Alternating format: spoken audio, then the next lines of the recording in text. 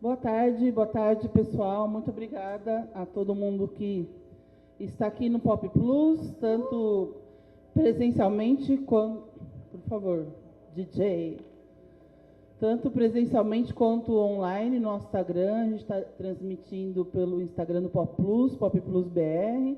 Quem puder avisar para os amigos que não estão aqui, aproveitem para encaminhar agora, nesse momento que a gente começou.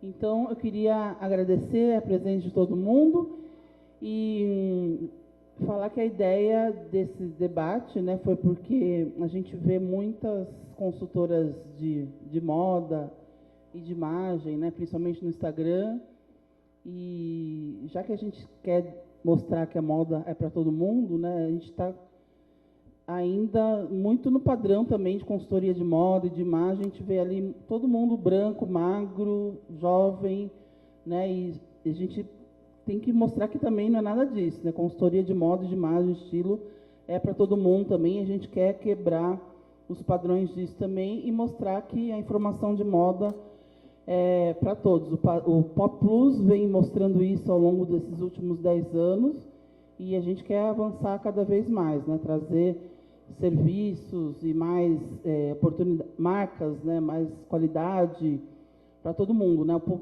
público da moda plus size está cada vez mais exigente. A gente não aceita mais qualquer vestidinho de malha colorido, né? Chinfrim. A gente quer, né? Chega, a gente quer também alfaiataria, coisas bonitas. E por que não também ter direito a uma consultoria de moda, de imagem, estilo, de qualidade também, né? E todos os públicos. Então, por isso que eu pensei nesse tema e para apresentar essa mesa maravilhosa, colorida, belérrima. Olha, eu estou aqui assim babando, né? Tanta gente linda, bonita. Eu trouxe aqui minha amiga pessoal, mas ela é uma mulher fodona também, publicitária, consultora de estilo também, gosta de praia, né? Gosta de rock, como é que é? Gosta de Pearl Jam, entre outras qualidades. Luciana Moraes, que também é parceira do Pop Plus desde o comecinho, e ela, quando nem se falava em gordofobia, ela já militava pela causa antes, não existia nem ainda Twitter, nem se falava ainda, né? Muitas se dizem pioneiras aí, a Luciana, a Raquel Patrício, já estavam falando aí no tema, era Blogspot, Medium, né? Então, procurem aí os textos da Luciana Moraes e da Raquel Patrício, que vocês vão adorar também, que elas já falam desses temas há muitos anos. Então, Lu, vou passar a palavra para você e você vai apresentar essa mesa esplendorosa hoje. Muito obrigada e curtam bastante o nosso debate. Boa tarde, gente. Estou super feliz de estar aqui nessa mesa maravilhosa. Bom, a Flávia já me apresentou, né? Eu sou publicitária, consultora de estilo não muito praticante. Sou militante anti-gordofobia há muito tempo. A história da moda na minha vida, ela sempre teve presente, mas de um lugar de interesse. Eu era adolescente, eu tinha apenas um livro da Glória Calil e um sonho, o Chique da Glória Calil, e eu queria virar personal stylist de pessoas da vida real. 30 anos atrás, isso não era uma possibilidade. Então, dada essa introdução, eu vou pedir para cada um se apresentar e contar um pouquinho como foi que entrou na moda, como foi que percebeu que tinha esse lugar.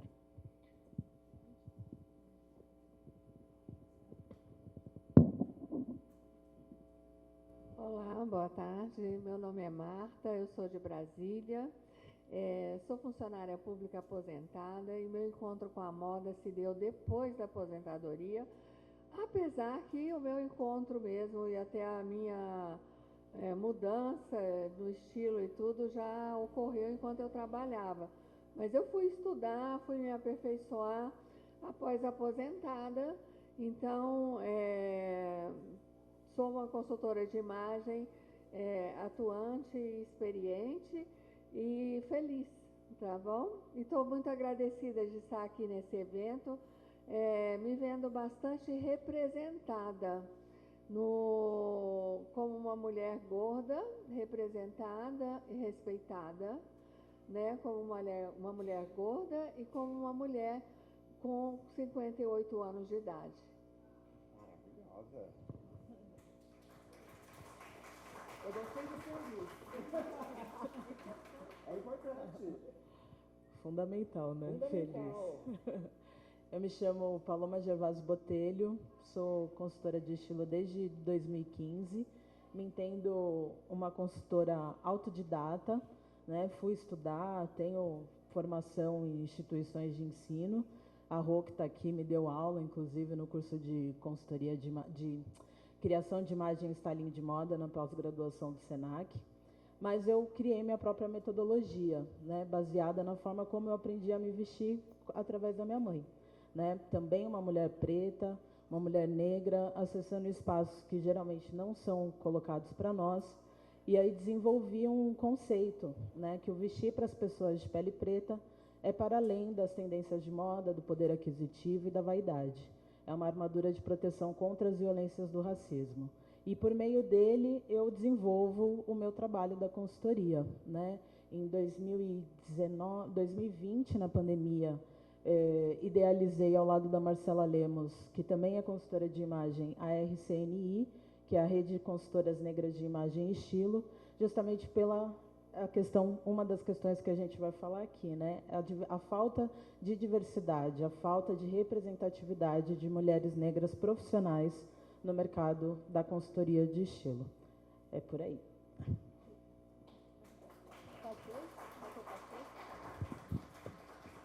Oi, boa tarde. Era eu? Boa tarde, meu nome é Andressa Eleutério. Eu sou mãe da Lorena, que tem 9 anos. Eu tenho 27 e eu sou consultora de moda já há 2 anos. Eu sou uma mulher negra, periférica, então assim, eu sempre via a moda com algo muito distante da minha realidade. E eu ficava pensando, meu Deus, como que eu vou trabalhar com moda? Eis que surgiu a oportunidade de me formar em coloração pessoal há 4 anos. Então, desde então, eu estou aqui nas modas. E eu acho muito necessário a minha existência nesse espaço. Eu sou jovem, eu ainda tenho muita coisa para fazer, muita coisa para viver, mas eu já represento muitas pessoas e eu acho isso muito potente, as pessoas olharem e falar, meu Deus, posso ser assim também. Então, mais do que a técnica, eu tenho a vivência de ser uma mulher gorda, de ser uma mulher preta e estar aqui na moda. Então, eu consigo passar essa segurança e eu quero transformar muito a vida das pessoas, que elas se sintam felizes com as roupinhas delas, né?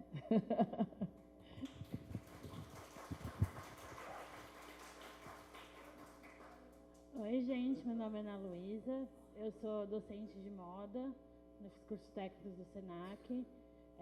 Eu sou formada em modelagem pelo SENAC, tenho especialização em negócios da moda e eu acho que no meio da primeira faculdade eu comecei a ver que eu não me encaixava na indústria da moda. A moda ela era exclusiva, né? Ela me excluía eu por ser uma pessoa com deficiência, uma pessoa gorda também, e acho que aí que comecei a entender mais sobre isso. Quando eu fui fazer o negócio da moda, eu percebi quanto faltava de estudo, né, nessa área e acabei começando a me especializar mais em moda inclusiva, com minha vivência de sendo uma mulher gorda e com deficiência. O que eu tento trazer mais na questão de consultoria é mais para as marcas pensarem de incluir essas mulheres na publicidade, na propaganda, ter, né, pessoas, sempre essa representatividade ela é importante, não só na hora de produzir a roupa, como na hora de fazer a propaganda. Não adianta a gente falar de uma moda plus size, que ela não é vista, ela é escondida no fundo da loja. Então, isso é muito importante. E a moda inclusiva, né, para pessoas com deficiência, eu me especializei mais nas soluções de modelagem, de gaveamentos para essas pessoas. Então, é mais uma consultoria de marca, né, de pensar, as marcas pensarem de incluir a gente. É isso.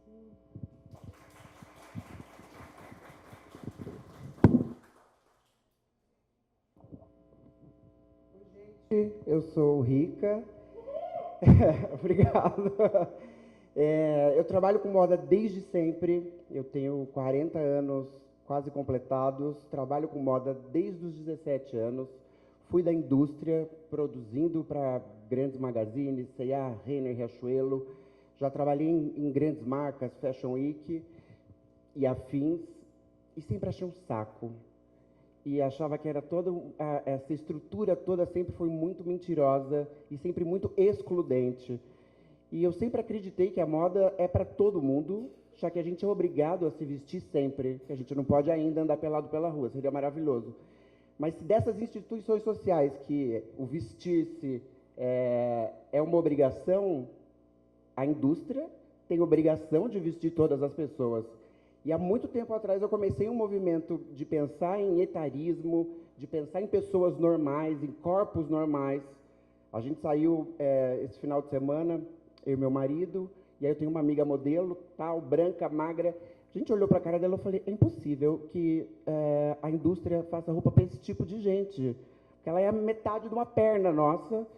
E ainda é assim. Eu tenho uma grande discussão com as marcas, com os eventos que eu faço e tudo, que fazem roupa para pessoas plus, fazem roupa para pessoas de 60 a mais, mas comunicam ainda com aquela modelo de 20 longilínea de 2 metros de altura. Então, eu acho que esses encontros são realmente necessários e importantes. Isso que a gente está fazendo hoje muda o mundo. E se o mercado não se adaptou, a gente tem a obrigação de anarquizar esse sistema, se organizar e fazer essas conversas para mostrar que está tudo errado, né?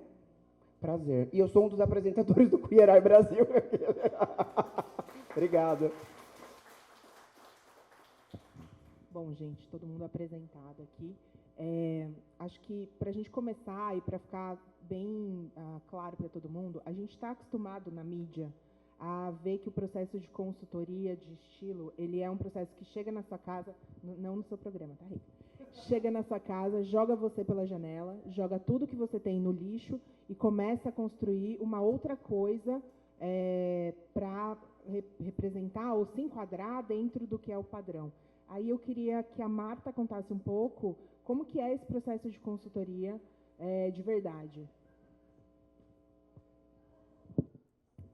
Bom, na consultoria de imagem, você vai encontrar mulheres que querem, tanto as que querem seguir o padrão imposto pela sociedade e acabam pedindo um visual onde apareçam mais longas, mais magras, enfim, acontece isso. No entanto, a gente mesmo, através do nosso cotidiano, do nosso dia a dia, a gente já passa nas nossas redes sociais a possibilidade de você comunicar aquilo quem você é, né? Então, a consultoria de imagem ela tem que se basear muito nessa questão.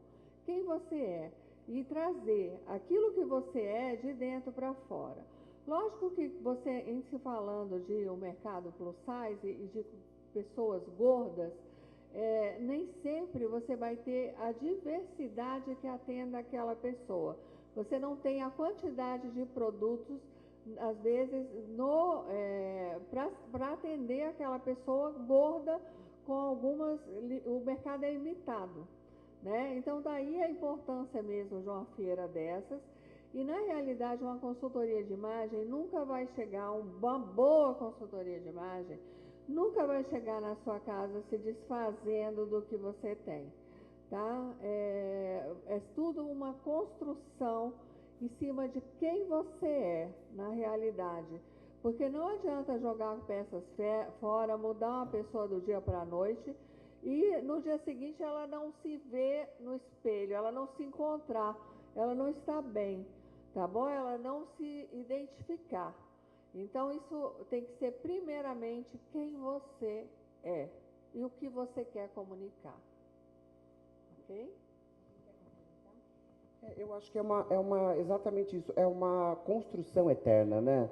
Se a moda é uma ferramenta de autoestima e de construção de autoestima, isso tem que ser feito diário.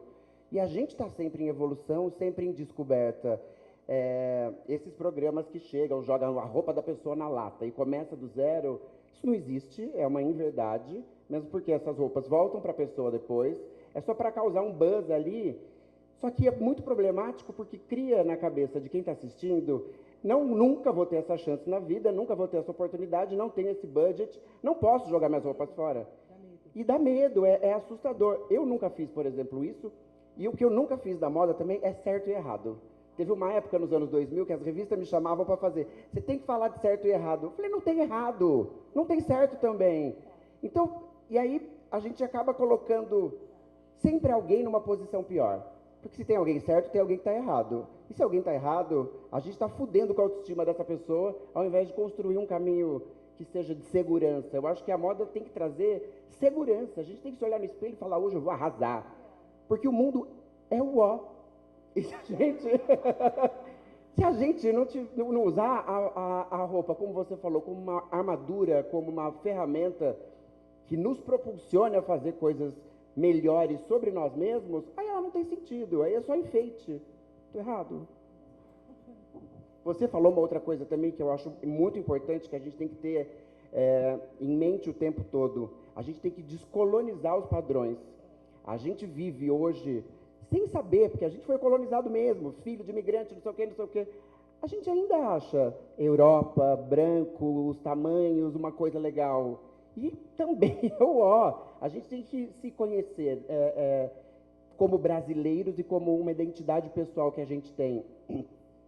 Eu sempre tive o prazer de trabalhar com pessoas normais, mulheres de corpos normais, artistas ou não, ricas ou não. Detesto as ricas, inclusive, porque elas querem sempre a mesma coisa, não aguento mais isso. Juro! E uma outra coisa que era absurda ainda na época que eu produzia muito é assessoria de imprensa. A marca tem lá um acervo que é 36, 38. Como eu vou vestir uma mulher normal, tipo Dani Calabresa, que é 40, 42? Não tem roupa para vestir uma mulher que tem um corpo normal e que está na mídia e que também é uma ferramenta de divulgação para essa marca. E nada mudou, tá, gente? Continua tudo igual. Acho que infelizmente. Pegando um gancho nisso que você falou, Rica, vou contar uma historinha rápida aqui. Uma vez eu fui fazer um editorial e cheguei lá e não tinha nada que me servisse. Nada.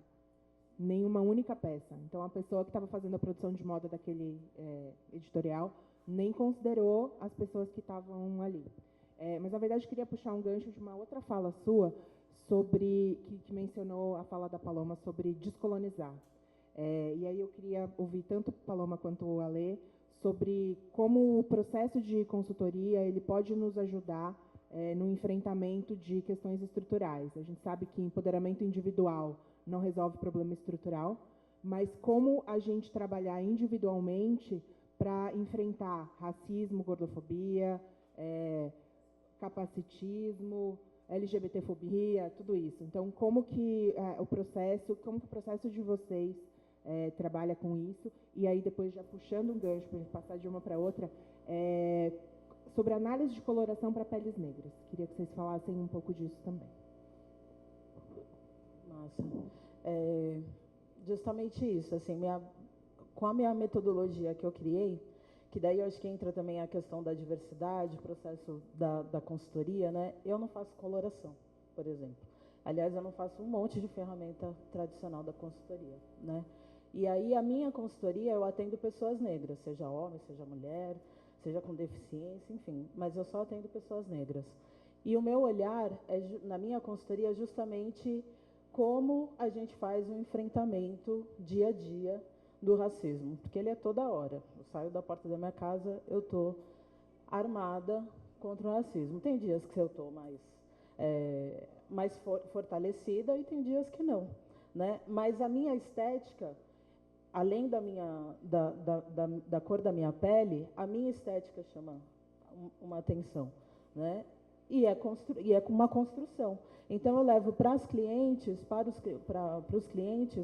como fazer esse enfrentamento. Então, eu penso sempre em trazer, para além da gente falar do estilo, um resgate sobre a própria pessoa, né? Então, vamos primeiro olhar para dentro, porque eu acredito que a consultoria é um processo de autoconhecimento, né? Fundamental fundamental também não é somente, né? Tem momentos que não é a consultoria que vai resolver determinados pontos, né? Precisa de um outro profissional, de uma outra especialidade, que pode ser um psicólogo, pode ser um pedagogo, pode ser uma massoterapeuta, né? São recursos de auxílio, né, para que a pessoa se fortaleça enquanto si mesma e que ela encontre a sua autenticidade. como a Marta falou, é um processo, né? Eu estou ali durante um tempo, depois abrir uma porta, uma brecha, né? Para que a pessoa tenha a sua autonomia,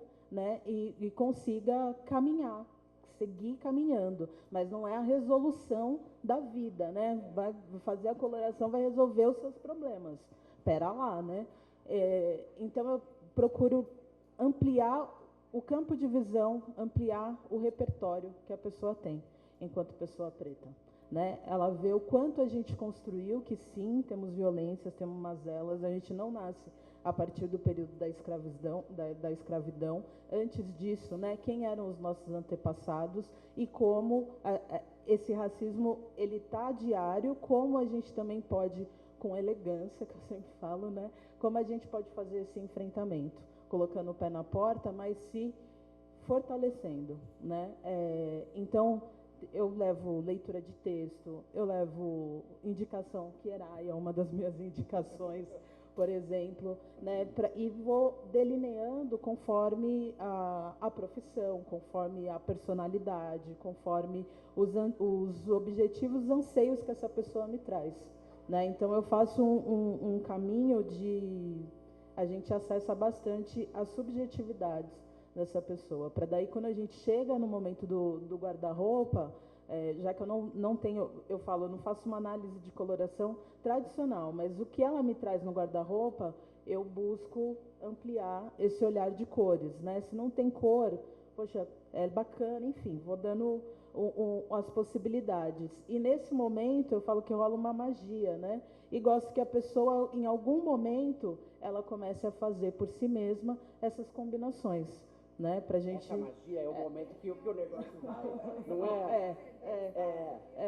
Para ela fazer junto, eu tô ali, e aí... Didático e herói, que às vezes eu falo, agora a pessoa foi, ela conseguiu sozinha. Aí você fala...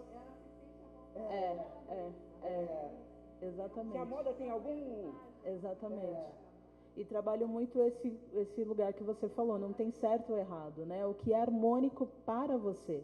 Né, eu gosto de trazer foi aniversário de uma amiga, não foi atendimento, mas ela fez uma festa fantasia, festa do ridículo, alguma coisa assim. E ela estava aparecendo, ela estava vestida como uma personagem da Almodóvar. E eu falei, mas Pamela, tá muito você, sabe? Ficou muito autêntico, tá linda, né? Não tem nada de ridículo na composição. Mas ela para ela não combina com ela, mas eu vi muito dela, sabe? Eu acho que é isso, né? A gente se vestir é isso. Não está roubando, eu falo, não está roubando, você não está matando, não está, né, tirando o lugar do outro. É uma troca de roupa. Simplesmente. Né? É um corte de cabelo, daqui a pouco cresce, vamos que vamos, né? É experimentar, se permitir. Eu não faço uma consultoria só direcionada para pessoas negras, mas existe já um método desenvolvido pela Débora Simon, do Rio de Janeiro, que chama o Projeto A Cor Preta. Ele já existe há mais de 4 anos, ela patenteou esse projeto, porque a gente está fazendo pesquisas mesmo, atendendo pessoas negras com valores acessíveis, até porque eu não consigo me ver hoje em dia fazendo uma consultoria só direcionada para pessoas negras, porque muitas nem chegam até mim, porque falam, certamente eu não tenho dinheiro para fazer isso. Elas não me pedem o orçamento, porque isso está muito distante da realidade de muitas pessoas. Inclusive, meu espaço na internet, no mundo, é para justamente falar, não, é possível, eu me visto aqui, eu não tenho uma roupa de grife. Nada, até porque não ia me servir, né? Então, assim, é possível você se vestir, né, de forma acessível, de forma financeira, no caso. Então, pessoas negras, eu quero que elas me vejam e consigam, né, rola essa identificação de chegar até mim e tudo mais. Só que é isso, eu não conseguiria nesse momento, ter uma consultoria só direcionada a pessoas negras. Então, eu atendo todas as pessoas. Mas, na coloração pessoal, eu trabalho tanto com a metodologia do sazonal expandido e com o método que a Débora está desenvolvendo, que olha para a especificidade das belezas negras. Porque muitas analistas de coloração faz coloração errada de pessoa negra. Porque acha que passar o tecido e quando fica claro é que está certo. Quando clareia o rosto da pessoa, aí é a cartela dela, e não é isso. Ou só acha que as pessoas têm a cartela escuras porque tem a pele negra, e não. Não é sobre só a pele, é sobre as características da beleza dela. Então, é sobrancelha, é olho, é cabelo, é o dente. Então, assim, você tem que olhar para a pessoa, e elas não são olhadas. No projeto A Cor Preta, a gente olha, a gente acessibiliza financeiramente para que essa pessoa seja incluída nesse universo da moda e falar, cara, é possível para mim, eu tenho direito, porque informação é poder, né? Então, quando ela tem essa informação na mão, ela consegue ter o poder, né, de fazer uma escolha ali de uma cor. Enfim, a gente olha para a especificidade da beleza da pessoa e não está ali para clarear, né, ela. Então, vai trazer segurança para ela, sim, porque ela vai saber as cores que vão harmonizar com a beleza dela, porque é isso, a gente também está num país que todo mundo é garota dourada, é o país tropical, morena iluminada para todo mundo, e não é por aí. Tem pessoas negras que têm peles frias. No meu caso, eu sou uma mulher negra de pele fria, eu não uso laranja, eu não uso amarelo, porque não harmoniza comigo. Então, existe, sim, outras visões. As pessoas não querem colocar a gente também nessa caixinha. De, não, põe um morena iluminada, põe um dourado, vai ficar ótimo. Eu nunca tive essa vontade de clarear o cabelo, até pensava, gente, por quê? Porque não funciona para mim na coloração, por exemplo, o dourado. Só que é isso, tem outras camadas também. Estou falando aqui só da coloração mesmo. Mas aí também tem esse rolê de, por exemplo, muitas pessoas negras são de religiões de matriz africana. Aí não tem na cartela dela branca. Aí fala, joga todos os brancos que tem no seu armário fora, mas ela é uma pessoa de candomblé. Como que ela vai fazer isso? E faz como? Sabe? Então, quando eu falo da especificidade da pessoa negra, eu não estou falando só da pele. Eu estou falando da vivência, da história dela, que não pode ser invalidada. Sabe? E que muitas pessoas não têm nem essa noção. E aí... Uma coisa que você falou, claro, que é as caixinhas. A moda o tempo todo está colocando rótulos e caixinhas. Eu acho que a nossa obrigação é quebrar todas essas caixas. Puxando o que você falou, que você tinha um sonho, o livro da Glória Calil, é horrível a gente pensar que a nossa geração foi educada pela Glória Calil e pela Constanza Pascolato. São mulheres divas, bibibi, herdeiras, quatrocetonas, ricas, mas são branca e rica. Para essas mulheres falarem o que é chique e o que não é chique, para a gente que está trabalhando para trocar o almoço pela janta, quem pode se dar o luxo de ser chique no Brasil hoje? Puta que pariu, minha gente. Eu acho que, puxando essa história, né, que eu contei, que eu tinha o livro da Glória Calil e o Sonho, eu olhava naquele livro e nada daquilo correspondia à minha vivência. É um universo que nos exclui, e nos exclui muito. Eu acho que queria ouvir um pouco da Ana Luísa agora, porque a gente está falando de um universo que exclui, porque nos coloca distantes, mas existe uma questão funcional das roupas para pessoas com deficiência. Então, queria que a Ana Luísa falasse um pouco sobre o trabalho dela, sobre o processo de desenvolvimento de design universal, que eu aprendi agora há pouco tempo, já estou utilizando numa frase. E aí contar para a gente, assim, necessidades específicas, como que o mercado tá andando para esse lado. Bom, uma dica que eu acho que... Sério? Tá. Uma questão que vocês falaram, que a gente fala muito com pessoas que sofrem um acidente, sofrem pessoa com deficiência, não adianta você chegar e falar e pegar o guarda-roupa dela e jogar fora, né? Foi uma coisa que vocês também falaram, é uma coisa que também acontece. Tem peças com muito valor sentimental ali, e aí você consegue adaptar. Como a gente vai adaptar essa forma? Eu até vi uma banca de TCC esses dias, que era uma pessoa que tinha sofrido um AVC, e ele tinha peças que ele tinha um sentimento ali. E aí a pessoa, né, que fez essa intervenção de costura, ela pensou na usabilidade daquilo. Ele não movimentava o lado direito dele, então todas as aberturas tinham que ser do lado esquerdo, sabe? Para facilmente abrir e ter aquela facilidade de se vestir. Porque o que a gente preza na moda inclusiva é essa questão de você se vestir sozinho, não ter alguém para vestir você. Óbvio que tem alguns casos que você tem a necessidade de alguém vestir você, né? Algumas lesões de coluna, algumas deficiências, você precisa de alguém que te vista, mas a pessoa tem o direito de escolher o que ela quer vestir. mesmo que alguém não vai vestir ela, alguém vai vestir ela, né? Então essas coisas, é entender como adaptar aquela peça, qual que é a dificuldade, é um movimento fino, é uma questão mais só de, um lado que ela tem mais dificuldade de agachar, de levantar, e tem alguns detalhes que você pode fazer, por exemplo, a pessoa não consegue colocar meia, então você coloca um elástico do lado para ela conseguir puxar, ajeitar, a questão da própria Havaianas, muita gente não consegue usar Havaianas, coloca o elástico atrás, são possibilidades de mudar o guarda-roupa da pessoa e fazer mais fácil de usar.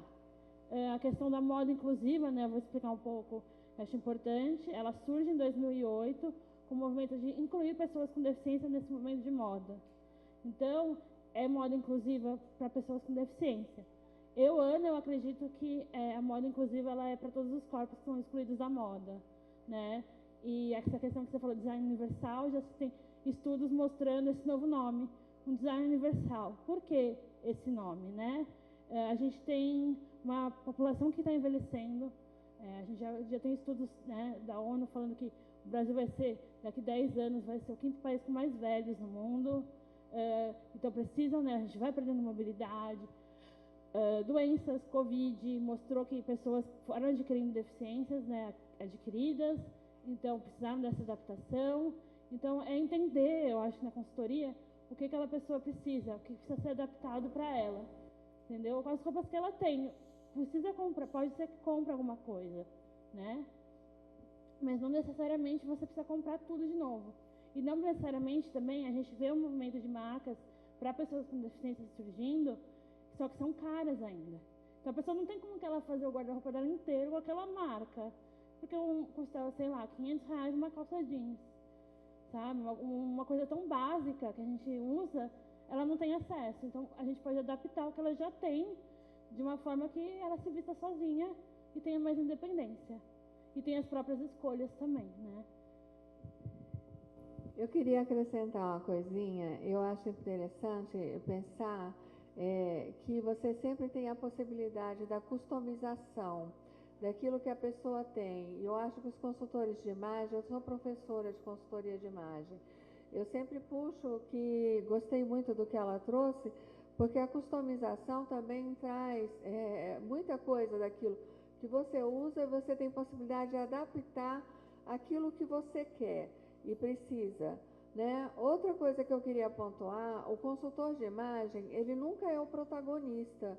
Tá? Isso é a primeira coisa que eu ponho para os meus alunos. O consultor de imagem não é protagonista, ele é um facilitador.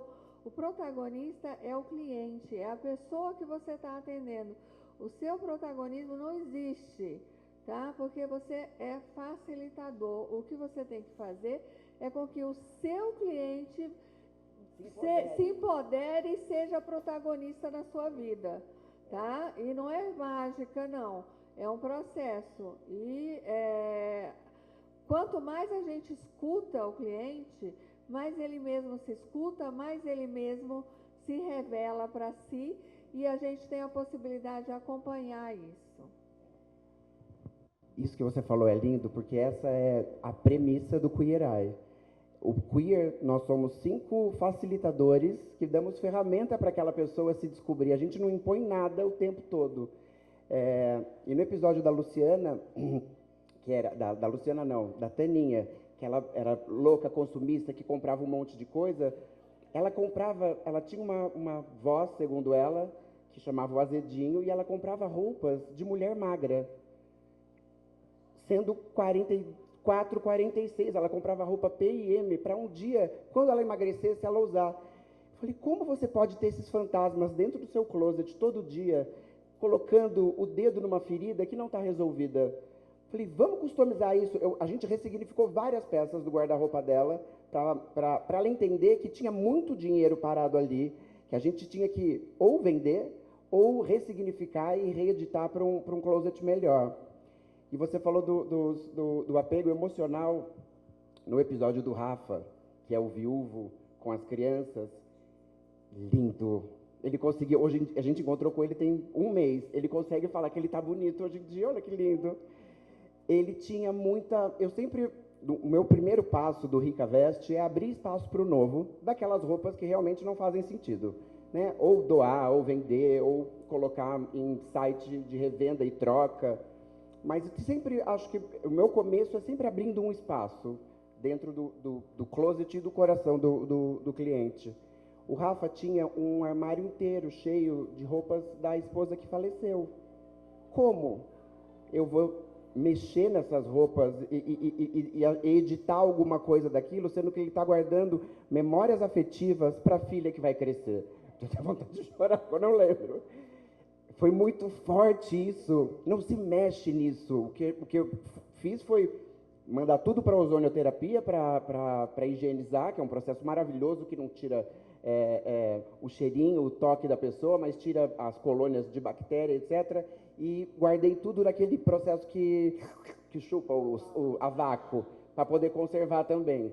Mas com todo o respeito, o amor e a empatia sobre essas peças que têm um peso afetivo muito importante. Só complementando isso que você disse, é entender que tem coisas que perspassam a consultoria de moda. A gente tem que entender que a gente vai até um ponto, tem coisa que a gente não vai acessar. E é isso, a gente não pode invalidar a vida da pessoa. Como que eu chego no armário dela? A pessoa tem 40 anos, eu falo que 40 anos do armário dela que vem sendo construído ao longo da vida, porque ninguém fez o armário ontem, né? Tem 40 anos que ela está construindo esse armário. Lógico, tem coisa que não vai mais fazer sentido e eu vou direcionar ela a entender se isso cabe na vida dela hoje em dia ou não. Ponto. Não sou eu que vou determinar isso aqui vai para o lixo, ou então nada disso aqui presta, agora você só vai usar baseado no que eu quero. No episódio da Luciana, que foi a nossa primeira... Isso que você falou, eu queria puxar isso também. O Queer é um programa sobre o outro. E a gente está falando do outro e vendo a vida do outro. A Luciana, que era aquela viciada em batas, que ela tinha todas as batas de todas as marcas, de todas as cores que ela fazia, ela usava lençol de bata. E o sonho dela era ter uma calça jeans. E ela, não existe calça jeans para o meu tamanho. Existe. Mas o varejo é o ó. E acaba deixando a pessoa mais desconfortável ainda, quando acho que o varejo ele precisa passar por uma reformulação sobre como atender pessoas, quaisquer pessoas, porque ela achava que não existia uma calça jeans para ela, realmente existia. E aí ela me mandou mensagem, ela está namorando um bofe, a vida dela deu um turning point, está felizona. Ela falou, você não sabe, eu voltei a usar uma das batas, que era a minha preferida. Eu falei, mas é sobre isso, é claro, a bata está lá, eu não joguei nada fora. Ela falou, aquela que eu gostava, a estampa egípcia é aquela que eu mais gostava. Eu falei, pode usar, minha filha, não tem regra. Eu não vou colar no guarda-roupa da pessoa? Pode, não pode, certo ou errado, isso você não pode fazer.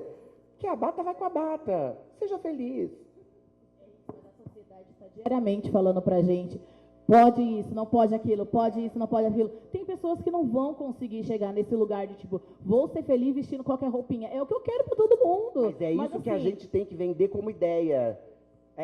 A única ideia, acho que o que vale da gente sentar para falar sobre moda, eu detesto falar sobre moda, mas o que vale a gente sentar para falar sobre moda é se divertir e aproveitar essa experiência. A gente já está muito traumatizado, o varejo traumatiza a gente. Eu já tive... O tempo todo, amor, eu já tive cliente, não posso falar não, mas jogador de futebol, rico, preto, que não tinha coragem de ir no shopping, porque as pessoas às vezes não reconhecem e tal, só reconhecem, só dão valor depois que sabe que é jogador de futebol, que sabe que tem a bala. Mas de ser maltratado em loja de alto luxo, de comprar tudo pela internet tamanho errado e não ter coragem de deixar na loja depois. Meu namorado é preto, compra tudo pela internet, porque ele, se não está comigo, que dou show na loja, ele olha um diferente para ele. Então, isso que a gente está fazendo aqui é vender autoestima, vender força, vender esse real valor da roupa, mas a gente tem uma guerrilha ainda pela frente. As marcas têm que entender que o que a gente está falando aqui agora tem que mudar no DNA deles. Acho que a gente tocou várias questões importantes aqui. Eu vou puxar um fiozinho, depois a gente vai puxando outros. Tranquilo, estamos aqui para conversar. A gente fala sobre construção de estilo próprio e isso passa muito por ter referências, né?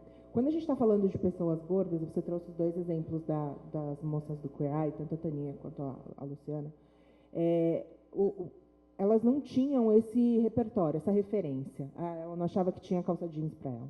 A gente tem um mercado relativamente novo de roupa plus size, e o Pop Plus é um turning point aí, ele existe há 10 anos. Então, eu que tenho 40, passei 44, passei 34 sem ser atendida, né?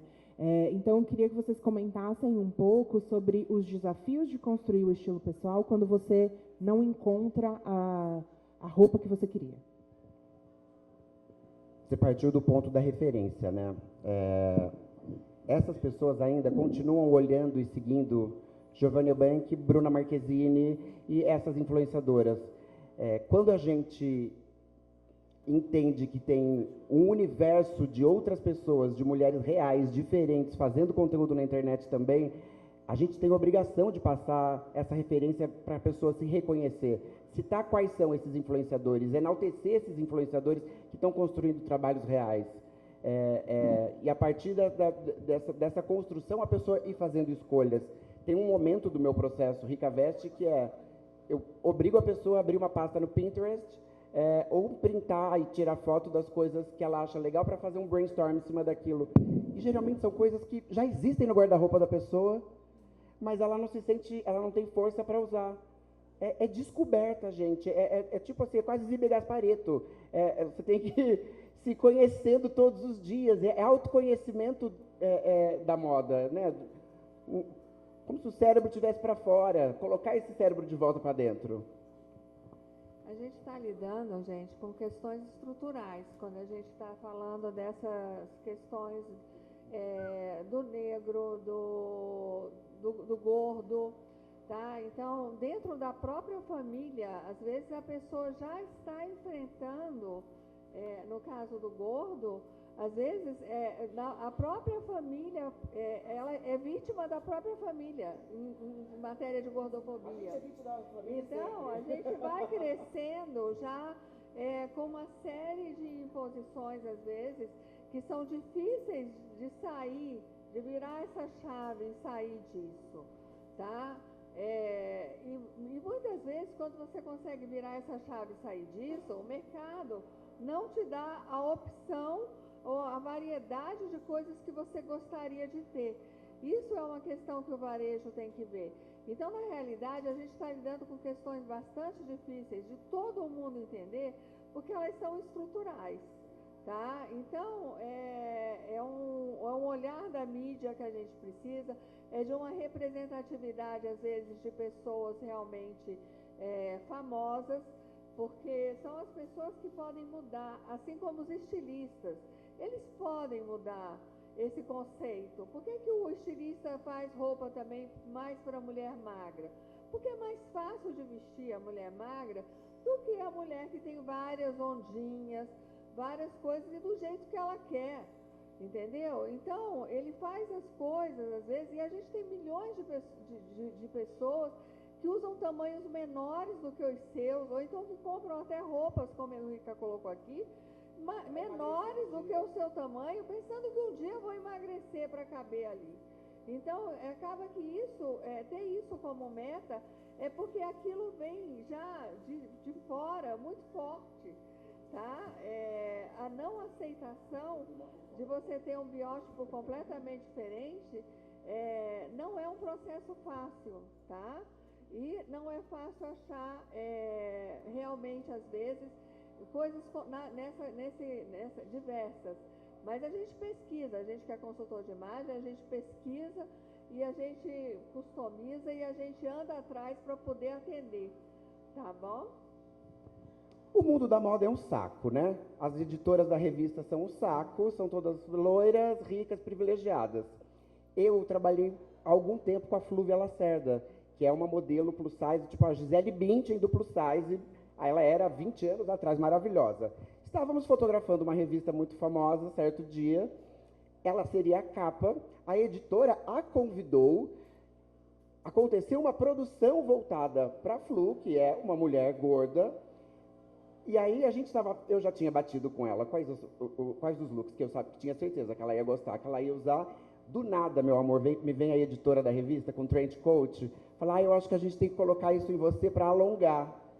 Amor, a Flúvia deu um show no set. Ela, o quê? Eu sou uma mulher gorda, eu sou uma mulher plus. Vocês me chamaram para fotografar a capa por eu ser gorda. como que vai me colocar um trench coat para afinar minha silhueta? Minha silhueta é assim. Eu juro por Deus, emocionada, querendo gritar, bater palma, eu falei, é isso que muda, a gente tem que enfrentar, é enfrentamento diário o tempo todo, seja com quem for. Editora de Nem revista. sempre a gente está com a energia para fazer o enfrentamento. Não, nem sempre, nem sempre. A gente volta, ela ficou arrasada depois, claro. A gente saiu do set, ela destruída, ela falou, bicha, é o tempo todo isso, eu tenho 20 anos de carreira, 20 anos ouvindo isso. Tem que falar, a gente tem que falar, tem que se impor. Você falou uma questão da modelagem, que fala que é mais fácil para fazer para o corpo magro. É mais fácil, sim, realmente, mas também tem um mito por trás disso. Se tornou mais fácil. Por que não podemos tornar a modelagem plus size mais fácil? Na verdade, quando a gente vai ver a modelagem plus size de malha, ela é muito simples, porque ela é reta, ela é quadrada. Então, assim, para certos segmentos, existe uma modelagem fácil. Que é aquela modelagem batida que a gente está acostumada de ver nas lojas de sempre. Aquela vestido de malha, quadradão, que não valoriza nenhuma silhueta. E quando a gente vai para planos, né, para tecidos planos, aí eles falam, não, é muito difícil. Mas não tem um estudo, não tem esse estudo desse corpo, né? Não tem esse... Vamos facilitar, então, essa forma. Vamos fazer de outras formas. Porque o mercado plus size, eu acho que ele fatura muito, ele fatura bilhões. De moda inclusiva já tem também resultado de bilhões de reais.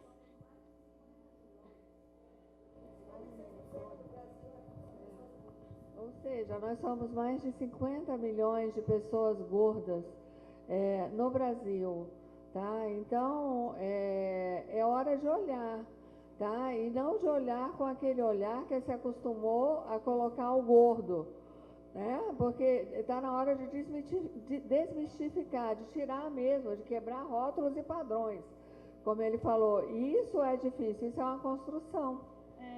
É uma construção desde acadêmica, desde na moda, eu acho que se a gente for ver, agora que a gente está vendo um crescimento de modelos plus size, modelos gordas, mas ainda também tem uma questão do estereótipo, do padrão, que tem que ser gorda. Então, eu acho que é um caminho que a gente está vendo que está acontecendo, mas se ele precisa mudar, eu acho que dentro da academia, como professora, eu tento mudar isso, eu tento fazer os alunos olharem para esse corpo, porque é dali que pode ser um estudo legal, uma oportunidade de modelagem. Eu acho, então, que essa questão de falar que é muito difícil fazer uma modelagem para o corpo gordo, eu acho que cai muito na gordofobia também. É claro. Amor, eu fiz consultoria para um grupo chineses, que é um pool de marcas de Brás e de Bom Retiro, que queriam vender online. Eles não deixavam a equipe de marketing colocar a moda plus size nas campanhas, mesmo tendo metade das marcas sendo plus size. Veio a Shein e pegou a fatia do mercado deles, amor. Antes a gente comprava na ASUS as roupas para as minhas clientes plus, para a Flúvia no caso, mas aí vem Shein Plus, que oferece couro, látex, renda, brilho, paetê, tudo o que não tinha, porque era tudo na base da organza e do crepe e da malha. Aí vem a Shein, chinesa, e oferece uma gama de produtos gigantescas e pega uma fatia do mercado que é brasileira. E a gente está dando um dinheiro nosso, uma coisa que é muito maior, o dinheiro não está parando aqui para a gente.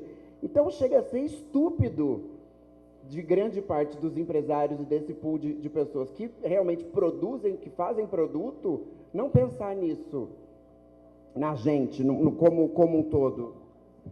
Eu queria só pontuar uma coisa aqui, que quando a gente está falando de Shein e outras coisas, a gente tem uma diferença grande entre o que é uma marca pequena e um grande varejista. Acho que essa cobrança precisa acontecer com os grandes varejistas, porque as marcas pequenas estão se matando para sobreviver dentro de um mercado super difícil, que acabam não tendo o mesmo subsídio que um grande varejista, não tem a mesma bala na agulha numa compra de tecido, numa compra de material, então acabam tendo produtos mais caros, e aí a Shein acessibiliza produtos mais baratos para uma gama de pessoas, né? Então, acho que é só importante pontuar a gente cobrar das pessoas certas. Acho que um pouco do que a gente estava falando antes, que a gente fica brigando internamente, falando, fulana comprou na Shein. E ela comprou na Shein por quê? Porque ela não tem grana, gente. Mas ela precisa se vestir também, ela tem que se sentir fabulosa. Se custou vintão na Shein. Não. Eu gostaria de complementar com fazer por nós, né? A gente está num evento que nasce a partir de um incômodo, né? Dessa carência, dessa violência do mercado, né?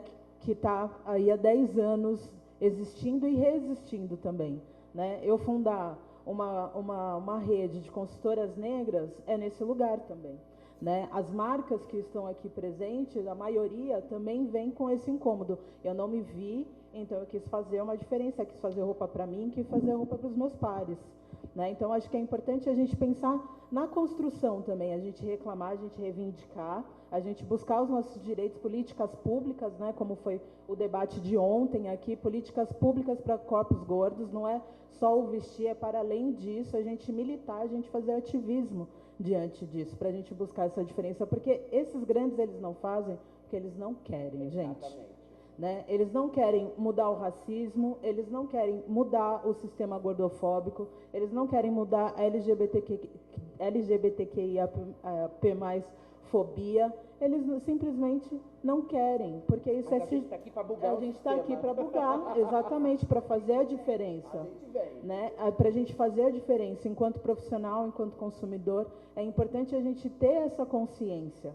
Né? Não é proibição, como eles estavam falando aqui. A pessoa tem culpa de não comprar, a gente vai lá meter o dedo na cara dessa pessoa, da compradora, de jeito nenhum. Mas é importante que tenha a consciência de onde está indo o seu dinheiro, que essas empresas têm esses tipos de sistema escravocrata, né? Muitas delas, a gente saber o que nós estamos consumindo. Obviamente que às vezes a gente não tem essa informação por completo. A Ana estava falando aqui de uma questão que falou assim, nossa, a gente acaba meio rendido, e a gente acaba mesmo, porque tem informação que não chega até nós, né? Que é bem camuflada, mesmo com toda uma gama de pessoas na internet trazendo informações, educando a gente, né, sobre diversos assuntos e diversos temas. Né? A roupa é para além, aliás, moda é para além da roupa. Né? Tem todo esse sistema por trás que nos inibe, e é um dos mercados maiores do mundo, justamente porque ninguém anda pelado na rua. Né? Ainda. Também Acho gosto. que a gente tem que criar um movimento vamos, agora. Por favor. Eu sempre falo que a gente tem que se vestir todos os dias, né? Para fazer qualquer coisa. Então, que isso seja intencional. Então, o papel, acho que da consultoria é transformar isso numa coisa intencional. A gente tem que se vestir, o que a gente está vestindo está passando uma mensagem, a gente precisa saber qual é e fazer isso de forma intencional e se divertir com isso. E lembrar que não é neurocirurgia, porque se o look der errado, é só um look. Exatamente. E eu sempre gosto de falar que a consultoria, o trabalho do stylist, a roupa, ela está lá no final. Isso que a gente está discutindo aqui, a construção vem antes da roupa, sobre autoestima, sobre quem sou eu no mundo, quem eu quero ser, como eu vou fazer para chegar lá, essas perguntas que a gente tem que se fazer. A roupa é o final, é um lacinho que a gente põe e vai, mas é um lacinho que empodera e que fortalece e que transforma a vida de pessoas. A moda me transformou desde sempre. Para mim foi enquanto gay, lá em Piracicaba, com 16 anos, era uma maneira de eu já deixar claro, sou gay mesmo, cuidado comigo que eu posso te agredir. Hoje em dia, graças a Deus, já resolvi eu já não saio mais de casa com essa agressividade, não quero mais agredir ninguém, às vezes sim, mas não quero que antes de alguém me chamar de bicha na rua, eu já me chamava de bicha, para a pessoa já ficar assustada e falar, essa é louca. E a moda me ajudava muito com isso. Eu me vestia de uma maneira, acho que era mesmo a mesma maneira, mas me deu força, a moda me dá força. Apesar de todos os pesares, me vestir diariamente, vestir as outras pessoas e passar essa mensagem de que a moda é uma ferramenta de construção de autoestima, acho que essa é a nossa obrigação. A gente não pode nunca se esquecer que a moda comunica, né? Quando você começa a fazer uso da moda para comunicar quem você é e se posicionar, e ela comunica muito antes de você falar. Então, quando você se dá conta disso, é que você consegue realmente fazer o uso correto da moda, né? É porque a moda, durante todo o tempo e através de todos os tempos, é um instrumento e o primeiro instrumento de comunicação, tá? Então, essa questão dessa conscientização pessoal é que te dá a possibilidade de virar a chave. E só falando muito, né, gente? O conceito, né, de moda que a gente tem hoje, ele é muito antigo. E ele é elitista e excludente na base. Se a gente pensar em Versalhes, né, no castelo, que a mulher era a representação das posses do homem, através da roupa, das joias. Lembra o eu tenho, você não tem? Era para mostrar quem tinha mais dinheiro na corte. A essência da moda é excludente, elitista, racista, homofóbica, gordofóbica, tudo. A gente tem que tirar essa parte ruim que ela tem na essência, que é o desconforto. A indústria se vale do desconforto. A gente pensar que a cada 6 meses está todo mundo, as revistas, os desfiles, falando que a gente tem que consumir de novo, porque a roupa que a gente comprou há 6 meses atrás datou, está errada. Oi, a gente está sendo manipulado de uma maneira cruel sobre quem nós somos e sobre o dinheiro que a gente vai colocar nessa indústria. Então, é resistência também. E a gente ter a consciência e passar para os nossos clientes que é para todo mundo. Sim. Que é para todo mundo e todo mundo pode ter acesso à consultoria, enfim, e é uma transformação super grande. A gente está já quase na hora de abrir para perguntas. Eu vou deixar só mais uma questão aqui para todos vocês responderem, assim. Como vocês veem a consultoria de estilo transformando a vida das pessoas? Eu acho que entre todas nós, é a que menos atende cliente há pouco tempo, né? 2 anos. Mas, assim, a cada cliente que eu finalizo o processo, eu fico numa alegria, assim, porque eu sou uma pessoa, hoje, muito prática, né? Para mim, ou é ou não é, mas parece até uma positividade tóxica, às vezes, tipo, vai ser feliz com a sua roupa, né? Mas eu tenho 27 anos. Eu fui mãe aos 17. Eu me vi com um corpo que eu não tinha antes, que eu não me reconhecia, e eu pensei, bom, ou eu vou ser feliz e vestir o que eu quiser, ou eu vou ficar presa aqui. E diante disso eu determinei que eu ia ver moda, fazer moda e vestir o que eu quisesse. Mas assim, foi uma construção. E é isso que a cliente tem que entender. Porque às vezes as pessoas chegam em mim e falam, nossa, a vida inteira se foi assim. Não foi. As coisas são construídas. Só que eu construí na força, sabe? Ali no dia a dia, eu por mim mesma. Só que é isso, a gente é uma facilitadora. Eu já tenho muita informação de moda e eu quero levar isso para as pessoas. Só que as pessoas não conseguem entender, né, diante de várias camadas da sociedade, por vários motivos, que elas não têm acesso a isso, que elas não podem ter isso, que elas têm que se contentar com o que veste o corpo delas, lá, do que elas acham e tudo mais, e não é por aí. Então, assim, quando finaliza um processo em que a pessoa entendeu por que eu te propus essa modelagem, por que eu te propus essa cor, ela entende as escolhas, é isso. Uma coisa que eu sempre digo, é isso, em ter informação, você tem poder na sua mão. Você sabe por que você está fazendo essas escolhas. Eu escolhi essa blusa por esse motivo, eu escolhi essa calça. Sabe, você tem que fazer escolhas, entender o que você está vestindo. E essas pessoas vão ter informação na hora que finaliza todo o processo.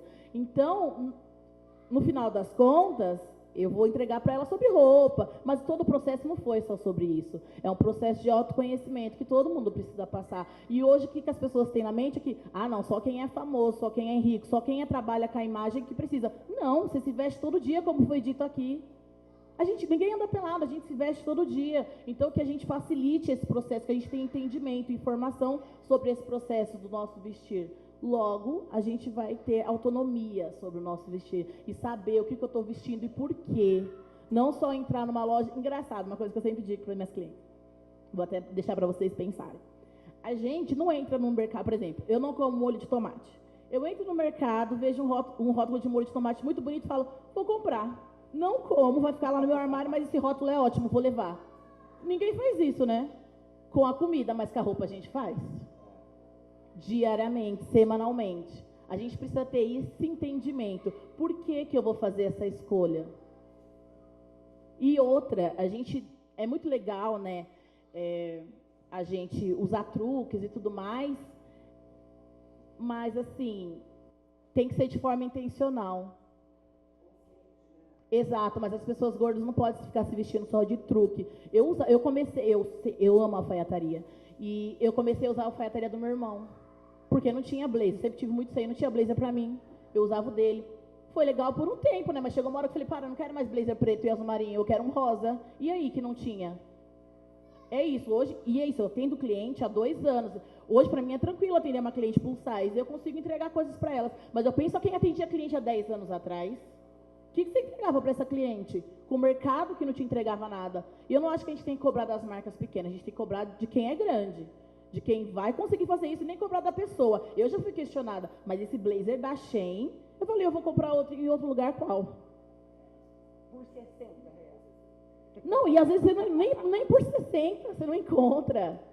É isso, você não encontra, quer saber, você não encontrar. Então, assim, não questione as pessoas, questione a indústria. É lá que a gente tem que ir na base do negócio, não é questionar. E nem a marca pequena, porque se você joga tanta responsabilidade na mão da marca pequena, ela se torna grande. E nem todo mundo tem esse dinheiro para se tornar uma marca grande. Então, a gente tem que cobrar de quem é grande, sim, para ter a possibilidade de vestir todo mundo, sim. Essas pessoas existem todos os dias, desde que o mundo é mundo. Porque agora, há 10 anos que a moda plus size começou a ser falada. Cara, essas pessoas vestiam o que antes? O que sobrava, né? Tudo parecia que era resto de tecido, de que sobrou lá e costurava uma roupa. Enfim, o que eu quero entregar para as minhas clientes, eu acho mais importante que elas tenham informação, que elas tenham autonomia sobre o vestir delas, e elas têm sim esse poder. Pessoas negras, pessoas gordas, pessoas com deficiência, todo mundo, porque a gente se veste todo dia. Então a gente tem que entender e ter autonomia do que a gente está vestindo diariamente.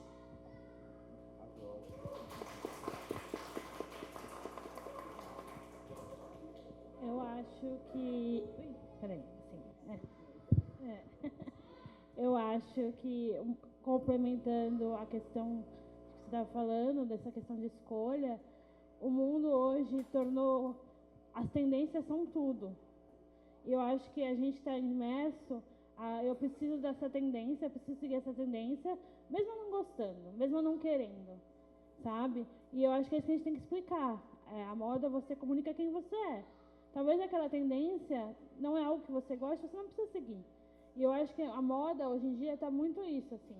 O fast fashion colaborou por isso, por ter tendência a cada segundo, a internet, redes sociais também influencia para que a gente tenha tendências muito rápidas, muito fluidas, que não seguem uma sequência lógica. Então, um dia você tem o rosa, outro dia você tem o preto, sabe? Um buraco muito grande.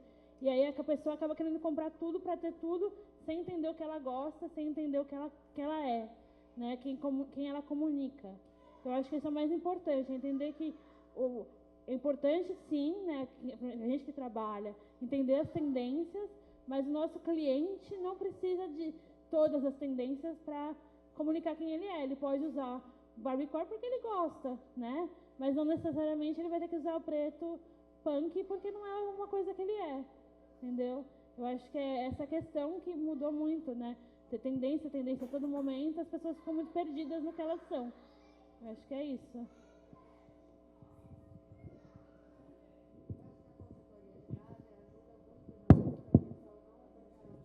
Oi?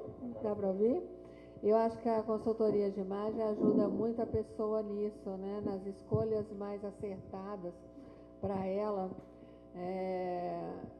Na medida em que a gente age como facilitador, no sentido de que a pessoa procure elementos em que ela realmente se reconheça. E quando a gente chega no guarda-roupa, muitas vezes é que afloram as questões mais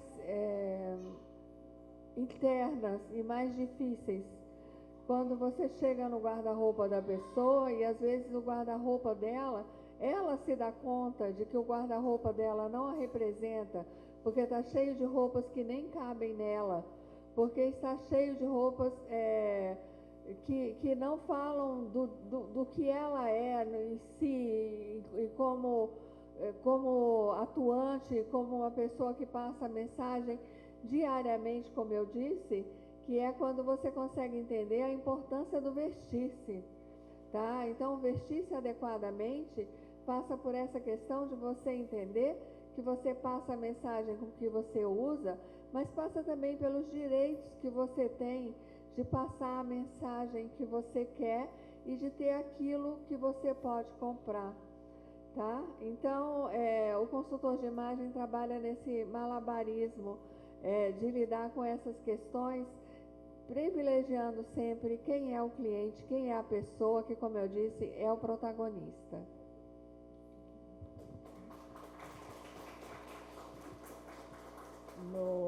No meu entender, a consultoria é um processo de autoconhecimento, né? Um exercício que estimula a criatividade, que a gente muito carece, né, para viver nessa terra, e que nos amplia, né? Eu também dou aula, né? E aí eu tenho uma aula que chama Imagem e Estilo, Expansão do Pensamento Criativo. Né? E aí, a vez que eu dei, as meninas chegaram pensando que iam, nossa, achei que era, não sei muito bem o que elas pensaram, mas alguma coisa muito voltada para somente o vestir, né? E ali a gente faz um exercício de espelho, né? A gente sabe que muitas pessoas não olham no espelho, a gente depara muito com isso, não se olha de corpo inteiro, né? Não se olha em todos os ângulos, né? E como que isso impacta a gente, né? Como que isso transforma também. Então, para mim, a consultoria ela vem muito nesse lugar do autoconhecimento, criatividade, expandir, né? A sua vida pessoal, sua vida social, sua vida profissional, sua vida espiritual.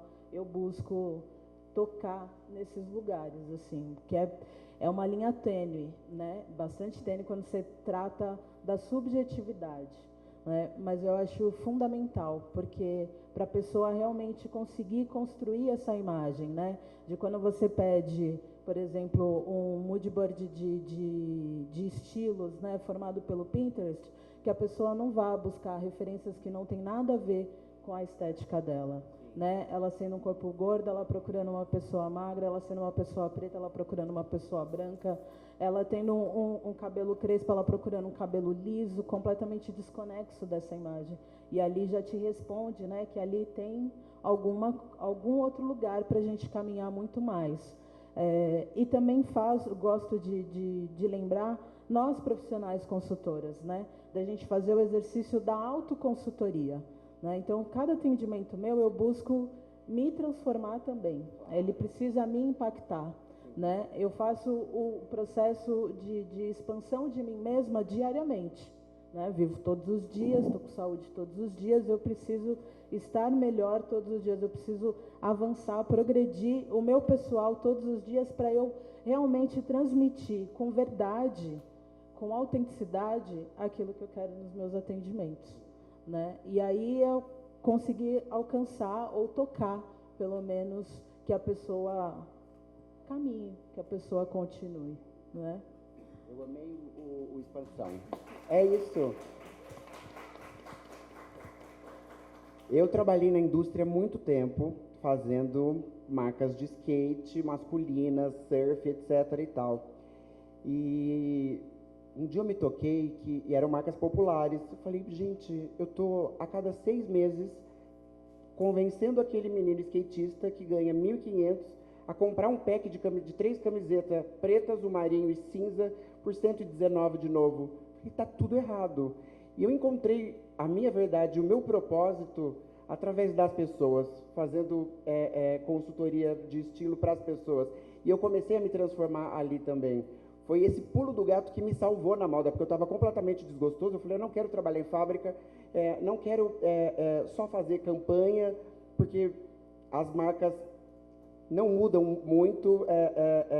Eu estava sendo obrigado a fazer mais do mesmo para marcas de grande porte, de grande expansão, com muito poder, e não se comunicando para as pessoas que estão comprando aquilo. Então, eu estava reiterando todo esse lado negativo da moda, da indústria e desses conceitos que nos aprisionaram tanto.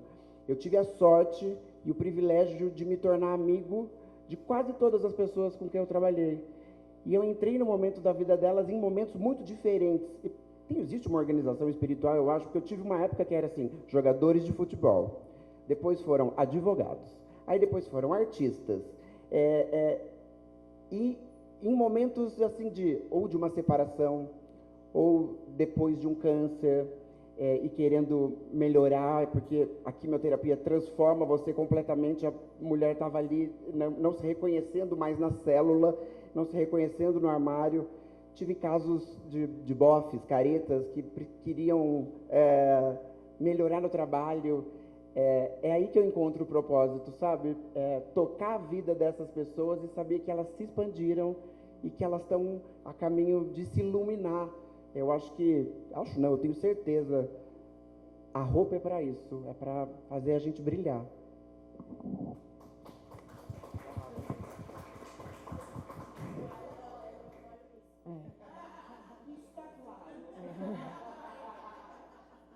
Acho muito legal isso que o Rica falou, de as pessoas procurarem a consultoria num momento de transformação.